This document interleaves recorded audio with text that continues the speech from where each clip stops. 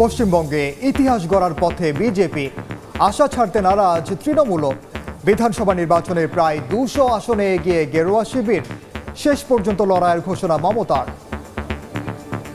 आज कोई बोलने का दिल नहीं है, खुशी का माहौल है। সবাই শান্তি রাখুন, হলো পারস্পরিক সহমর্মিতা রাখুন। এখন ইনিশিয়াল ট্রেন অন্তত 50% কাউন্টিং হোক। অনেক জায়গায় 2-3 রাউন্ড কাউন্টিং করার পরে প্রায় 100টা জায়গায় কাউন্টিং বন্ধ করে রেখে দিয়েছে। 14 রাউন্ড থেকে 18 রাউন্ড কাউন্ট হয়, তখন আপনারা জিতবেন। Wait and C.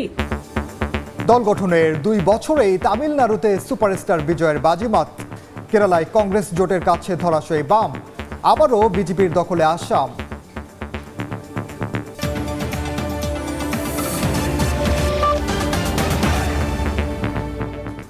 আন্তর্জাতিক সময়ের সঙ্গে আছে আমি ওমর ইনাম।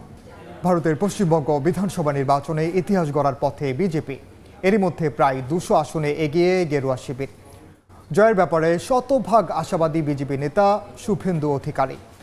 আশা ছাড়তে নারাজ 15 বছর ক্ষমতায় থাকা তৃণমূল শিবিরও। শেষ পর্যন্ত গণনা কেন্দ্র পাহারা দিতে নেতাকর্মীদের প্রতি আহ্বান জানিয়েছেন মমতা বন্দ্যোপাধ্যায়। সুব্রত আচার্যের রিপোর্ট।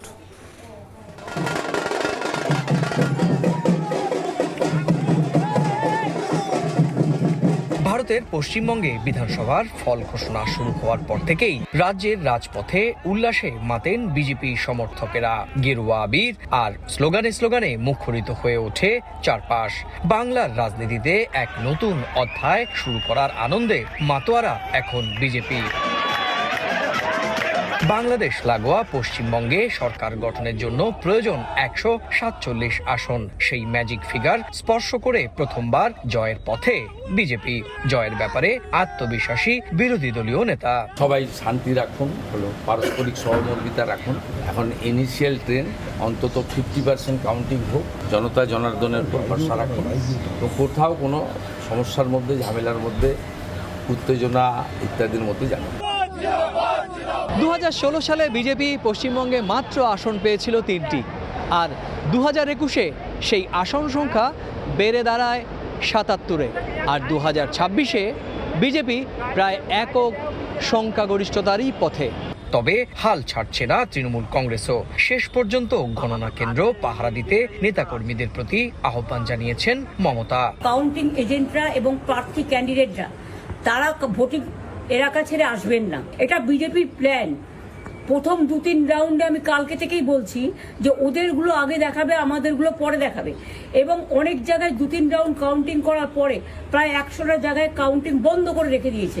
এর আগে ভারতের পশ্চিমবঙ্গে বিধানসভার 2 দফা ভোট গ্রহণের পর সোমবার সকালে কড়া নিরাপত্তায় ভোট গণনা শুরু হয়। রাজ্যের 77টি কেন্দ্রে চলে পোস্টাল ব্যালট ও ইভিএমে ভোট গণনা।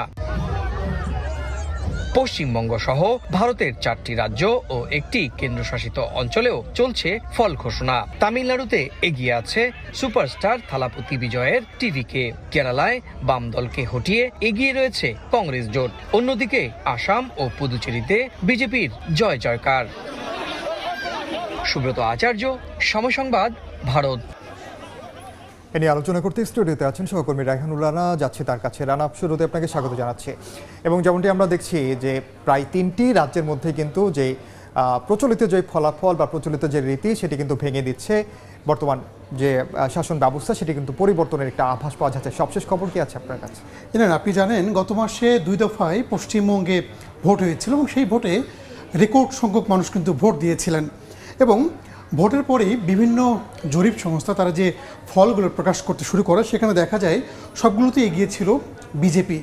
সেই ধারাবাহিকতা কিন্তু আমরা আজকে দেখছি। আজকে সকালে যখন থেকে ভোট গণনা শুরু হয়েছে, তারপর থেকে আমরা দেখছি যে এগিয়ে রয়েছে বিজেপি। তার মানে কি এক্সিট পোল অনেকটাই আসলে মানে বলা যায় যে অনেকটাই মিলে বলা যায়, কারণ 2021 সালে যে এক্সিট পোল ছিল সেটা কিন্তু ঠিক হয়নি। শেষ পর্যন্ত মমতার দলই এসেছিল, বাট এবার কিন্তু পুরোপুরি পরিবর্তন বলা যায়। এবং আপনি দেখেন প্রথমবারের মতো বিজেপি কিন্তু ইতিহাস করতে যাচ্ছে পশ্চিমবঙ্গে। কারণ আপনি জানেন যে 1947-এর পর থেকে আজ পর্যন্ত কিন্তু বিজেপি পশ্চিমবঙ্গে ক্ষমতায় আসতে পারে। সেখানে কংগ্রেস ছিল, দীর্ঘদিন বামরা ছিলেন, তারপরে মমতাও ছিলেন প্রায় 15 বছর। এরপর কিন্তু একটা পরিবর্তনের আভাস কিন্তু আমরা এর মধ্যে পাচ্ছি। আপনি যদি দেখেন যে এরই মধ্যে পুরো পশ্চিমবঙ্গ জুড়ে গেরুয়া শিবিরে একটা উল্লাস চলছে এবং সেখানে তৃণমূল অনেকটা আজকে ঘরকুনো বলা যায়। অন্যদিকে সেই গতবার আপনি দেখেছিলেন যে নন্দীগ্রামে খুব হাড্ডাহাড্ডি লড়াই হয়েছিল মমতা এবং শুভেন্দুর মধ্যে, এবং শুভেন্দু বিজয়ী হয়েছিল। এবারও ঠিক একই রকম ভবানীপুরে মমতা এবং শুভেন্দুর মধ্যে কিন্তু হাড্ডাহাড্ডি লড়াই চলছে। সকাল থেকে দফায় দফায় আমরা দেখছি একবার মমতা এগিয়ে যাচ্ছে, আবার পরক্ষণেই শুভেন্দু এগিয়ে যাচ্ছে।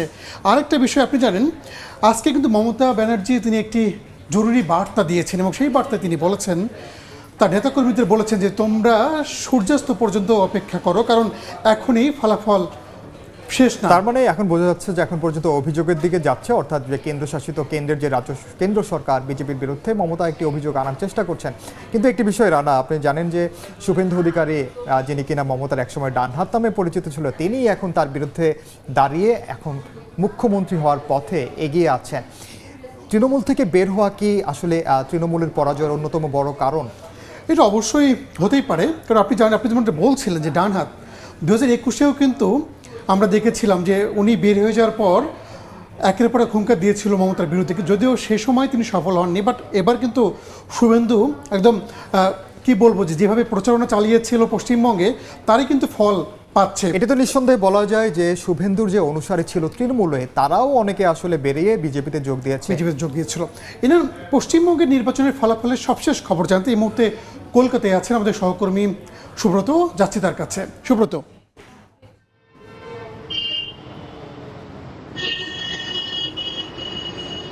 দেখুন, ভারতের প্রধানমন্ত্রী উনি যখন নির্বাচনী প্রচারণায় এসেছিলেন, তখন তিনি বলেছেন যে তাদের লক্ষ্য অঙ্গ, বঙ্গ, কলিঙ্গ এই তিনটি জায়গাতে দখল নেয়া।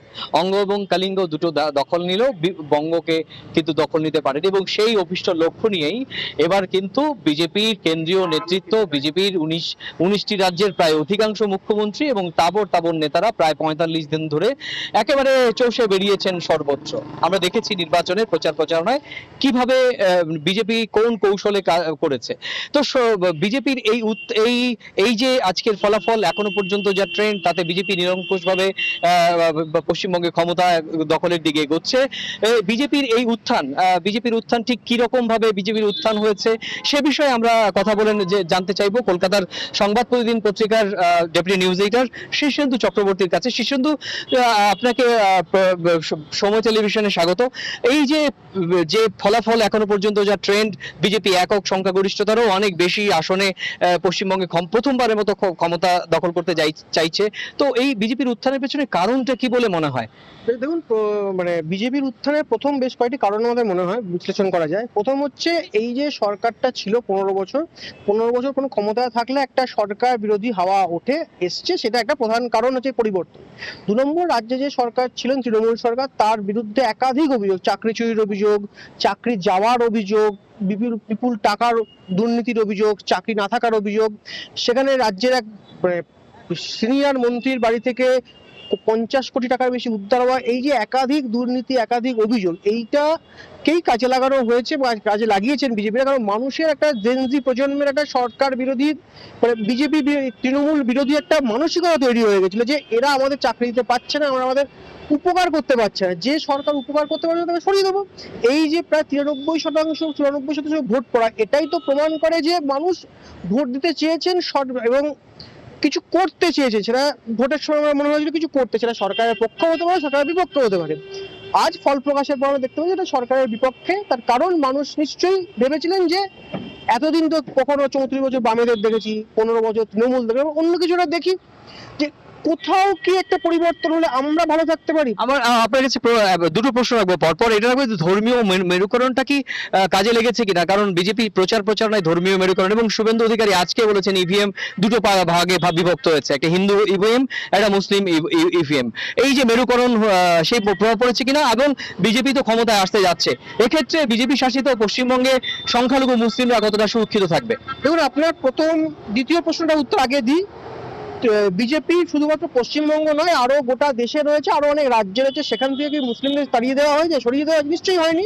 সুতরাং এইটা একটা এখনই কোনো নির্দিষ্ট সীমারেখা টানা ঠিক নয় যে তৃণমূল বিজেপি আসা মানেই মুসলিমরা নিরাপত্তাহীনতায় ভুগবে, তাদের তাড়িয়ে দেওয়া হবে। যেটা বিজেপির নীতি বা বিজেপির যেটা উদ্দেশ্য, যে একটা থাকে হিন্দু ভোট ব্যাংক অনেকটা বিজেপির পক্ষে ছিল, আছে। তবে মুসলিম ভোট ব্যাংকও নেই এমন কথা বলা যায় না। নাহলে অন্য দেশে আসবে কেন, নাহলে অন্য রাজ্যে আসবে কেন, নাহলে পশ্চিমবঙ্গে এরকম শুধুমাত্র হিন্দু ভোট ব্যাংকে ভর করে তো হতে পারে না। নিশ্চয়ই মুসলিম বা সংখ্যালঘু মানুষরা ছিলেন পাশে।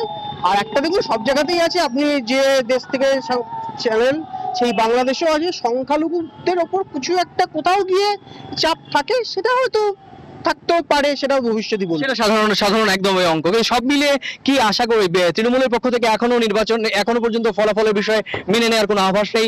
তৃণমূল নেত্রী মমতা বন্দ্যোপাধ্যায় বলেছেন যে শেষ পর্যন্ত সন্ধ্যা হওয়ার আগ পর্যন্ত তারা মাটি কামড়ে থাকবেন। নির্বাচন কমিশন এবং বিজেপির বিরুদ্ধে একই রকম ভাবে ঢালাও অভিযোগ করছেন। এই ফলাফল কি তিনি মেনে নেবেন আদৌ?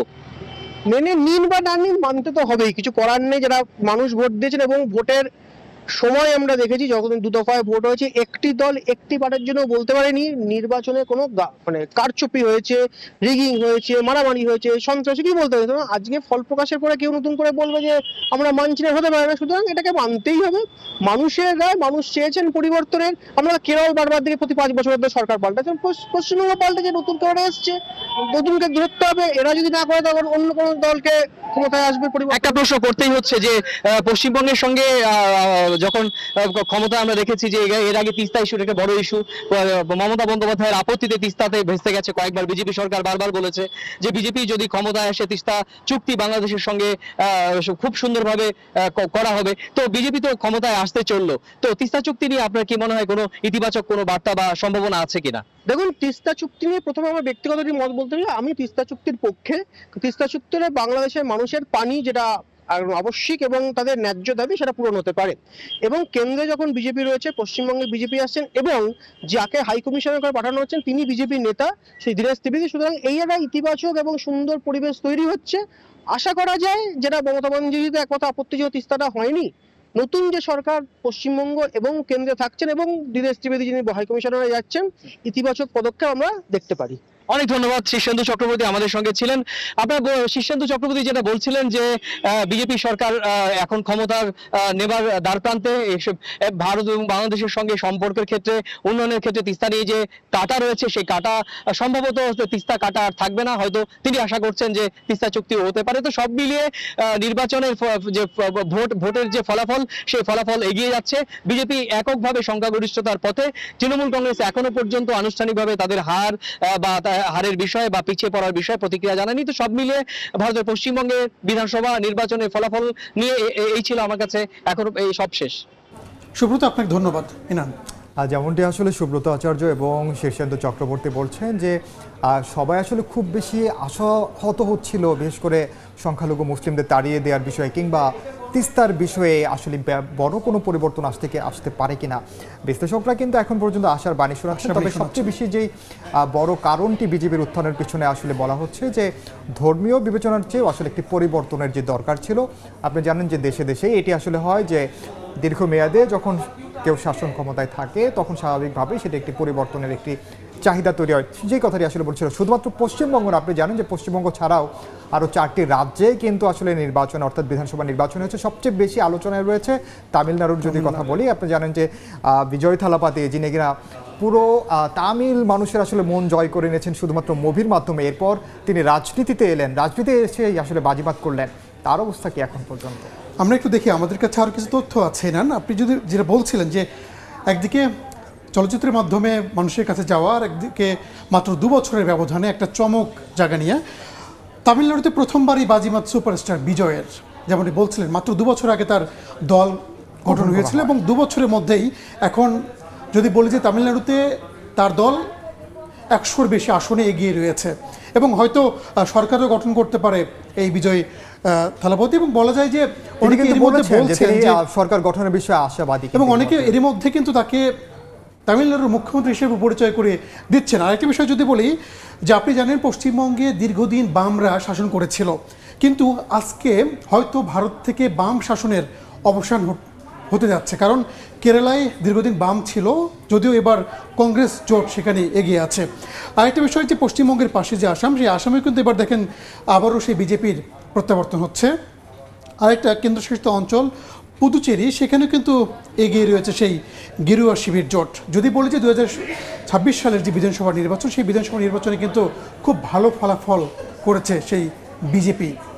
আবার যদি বলি যে কংগ্রেস দীর্ঘদিন কেরালায় পিছিয়ে ছিল এবং সেখানে কিন্তু তারা এগিয়ে এসেছে, যদিও তামিলনাড়ুতে কংগ্রেস জোট এখনই যেহেতু বিজয়ের দল সেখানে এগিয়ে আছে বলা যাচ্ছে না, কারণ দীর্ঘদিন তারা সেখানে ক্ষমতায় ছিল। তো একদম। ইরান এই ছিল আসলে আমার কাছে আসলে দিন সবশেষ শেষে আসলে চূড়ান্ত যে ফলাফল নির্বাচন কমিশন থেকে নিশ্চয়ই করা হবে, সেক্ষেত্রে আমরাও নিশ্চয়ই দর্শকদের সবশেষ খবর জানিয়ে দিতে পারবো। রাইহানুল রানা, আপনাকে অসংখ্য ধন্যবাদ। আপনাকে ধন্যবাদ। রাইহানুল রানা এতক্ষণ যুক্ত ছিলেন, জানাচ্ছিলেন পশ্চিমবঙ্গ সহ 4 রাজ্যের বিধানসভা নির্বাচনের ফলাফলের সবশেষ। আন্তর্জাতিক সময় আরও থাকছে। ইরানের দেয়া প্রস্তাব অগ্রহণযোগ্য বললেন ট্রাম্প। যুক্তরাষ্ট্রের জবাব পর্যালোচনা করছে তেহরান। হরমুজে আটকে পড়া জাহাজ সরাতে সহায়তার আশ্বাস ওয়াশিংটনের। ভারতের মণিপুরে জাতিগত সংঘাতের 3 বছর পূর্ণ ও সহিংসতায় ক্ষতিগ্রস্তদের স্মরণে গণসমাবেশ করেছে বিক্ষোভকারীরা। স্থানীয় সময় রোববার হাজারো মানুষ সমাবেশে অংশ নেয়। 2023 সালের মেইতেই ও কুকি সম্প্রদায়ের মধ্যে সহিংসতা ছড়িয়ে পড়ার পর থেকে প্রায় 260 জন নিহত এবং 60,000-এর মতো মানুষ বাস্তুচ্যুত হন। ইরানের দেওয়া 14 দফা প্রস্তাব অগ্রহণযোগ্য বলে জানিয়েছেন মার্কিন প্রেসিডেন্ট ডোনাল্ড ট্রাম্প। যদিও তেহরানের দাবি তাদের শান্তি পরিকল্পনার জবাব পাকিস্তানের মাধ্যমে পাঠিয়েছে যুক্তরাষ্ট্র। মার্কিন প্রশাসনের প্রস্তাব পর্যালোচনা করা হচ্ছে বলেও জানায় ইরান। এদিকে হরমুজ প্রণালীতে আটকে পড়া জাহাজগুলোকে নিরাপদে বের হতে যুক্তরাষ্ট্র সাহায্য করবে বলে জানিয়েছেন ট্রাম্প। যুক্তরাষ্ট্রের ওকলাহোমায় একটি অনুষ্ঠানে বন্দুকধারীর গুলিতে অন্তত 10 জন আহত হয়েছে। পুলিশ জানায় স্থানীয় সময় সোমবার রাতে অঙ্গরাজ্যের এডমন্ড শহরের কাছে আর্কাডিয়া লেক এলাকায় একটি পার্টিতে হঠাৎ এলোপাথারি গুলি চালায় এক বন্দুকধারী। এ ঘটনায় 10 জনকে হাসপাতালে নেওয়া হয়। আরও কয়েকজন নিজ উদ্যোগে চিকিৎসা নিয়েছেন বলে জানা গেছে। এখন পর্যন্ত কাউকে গ্রেফতার করা হয়নি বলে জানিয়েছে পুলিশ। এ ঘটনায় একটি তদন্ত কমিটি গঠন করা হয়েছে।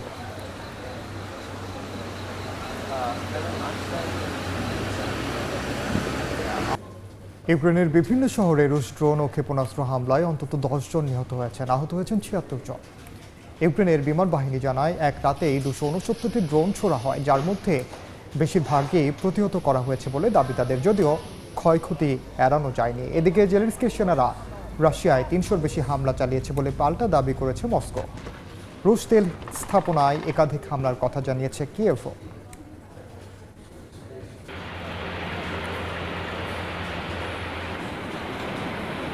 Напередодні була доволі специфічна активність на ділянках кордону України та Білорусі. যুক্তরাজ্যের ব্রিস্টলে ভয়াবহ বিস্ফোরণে 2 জন নিহত ও 3 জন আহত হয়েছে। স্থানীয় সময় রোববার ব্রিস্টলের ফ্রেঞ্চ এলাকার একটি বাড়িতে এ ঘটনা ঘটে। খবর পেয়ে আশপাশের বাসিন্দাদের দ্রুত নিরাপদ জায়গায় সরিয়ে নেয় পুলিশ। আহতদের উদ্ধার করে ভর্তি করা হয় হাসপাতালে। পুলিশ বলছে বিস্ফোরণের কারণ এখনও জানা না গেলেও এটি কোনো সন্ত্রাসী হামলা নয়।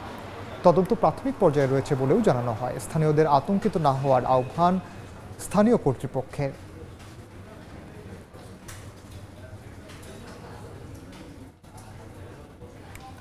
অস্ট্রেলিয়ার সিডনিতে নিজ পরিবারের সদস্যদের উপর হামলার অভিযোগে এক ব্যক্তিকে আটক করেছে পুলিশ।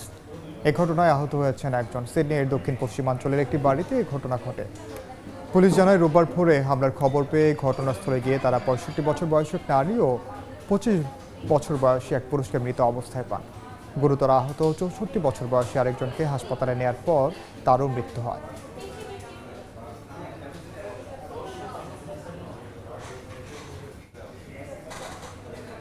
আন্তর্জাতিক সময়ের শীর্ষ সংবাদগুলো জানিয়ে দিচ্ছি আরেকবার।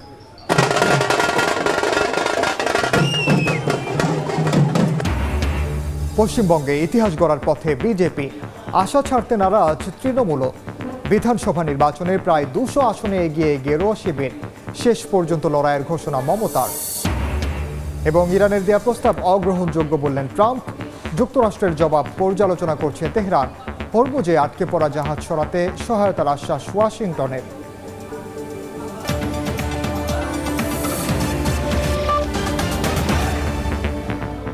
এই ছিল আন্তর্জাতিক সময়ের পর বিকেল 5টার সময় সংবাদ নিয়ে সঙ্গে থাকবেন সহকর্মী তোহা খান তামিম। ইনান, আপনাকে ধন্যবাদ। বিকেল 5টার সময় সংবাদ নিয়ে আসছি কিছুক্ষণ পর, সঙ্গে থাকুন সময়ের।